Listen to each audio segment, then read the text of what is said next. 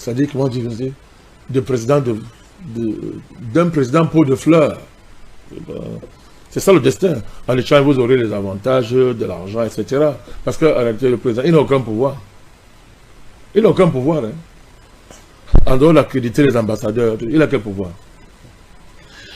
Son pouvoir est même moins que l'inauguration des chrysanthèmes. Vous voyez, parce que si on prend le cas de la monarchie en Angleterre, on vous dit que la reine d'Angleterre n'a pas de pouvoir. On ment, en réalité. C'est pas vrai. D'abord, historiquement, c'est une famille dans le contexte anglais qui a une légitimité historique indéniable. Je dis bien en Angleterre. Hein. Voilà, parce que c'est une famille qui a pratiquement assuré la construction de l'Angleterre. Il y a une certaine mesure. Mais en plus, la reine d'Angleterre a des pouvoirs extraordinaires.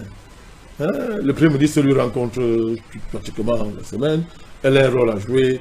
Non, elle est, en fait, même, elle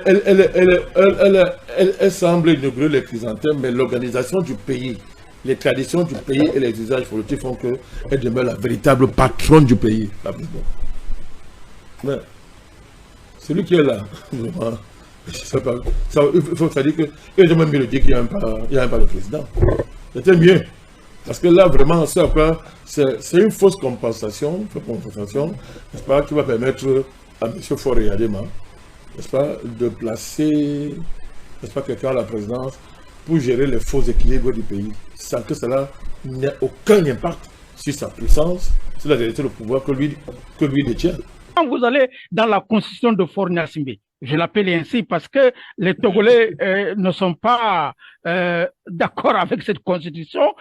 Sur la partie qui parle des institutions de la République, vous verrez que les fonctions de Jean, comment il s'appelle, du président de la République, mais ça vaut mieux d'aller dormir ce soir sans rien faire.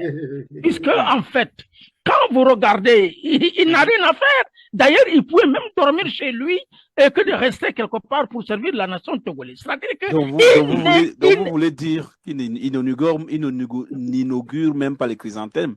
Rien du tout. Emmanuel, rien du tout. Et ici, l'homme clé du Togo, comme il a été depuis 2005, s'appelle Faure Gnassingbé. Et ouais, alors, quand vous lisez la Constitution dans cette partie qui parle des institutions de la République, vous verrez que les fonctions de Faure sont à 98% plus importantes que les fonctions du président de la République. Donc, pourquoi gaspiller des milliards pour prendre soin des malades qui est un président de la République du Togo, le Togo qui regorge des jeunes intellectuels, une extraordinaire aujourd'hui qui sert non seulement l'Afrique, mais qui sert le monde entier. Ils vont nous donner un vieux qui va se soigner chaque semaine à Paris, en Suisse, etc. Alors que c'est le contribuable togolais qui va prendre soin de ça. Et c'est pourquoi je pense qu'il faut encore, c'est pourquoi je pense qu'il est bien d'encourager, nous ne disons pas que les Togolais soient violents, mais qu'ils puissent quand même exercer leur droit de libérer leur nation. C'est leur pays, c'est leur nation, c'est le pays-là qui les a tout donné. Donc, ils ont le droit de choisir celui qu'ils veulent. Parce que les gars, tout le monde se moque de nous. Tout le monde se moque de nous. Tout le monde se moque de nous en Afrique. On dit, oh, vous les Togolais, c'est vrai que vous avez fait les bêtises, mais là, vous avez débloqué un niveau. Vous avez débloqué un niveau incroyable. Vous les Togolais, vous aimez inventer les choses bizarres, les coups d'État, les modifications de constitution, les quoi. C'est toujours vous les Togolais. Mais là, vous avez débloqué un niveau. Hein? Vous avez débloqué un niveau qu'on n'a jamais vu.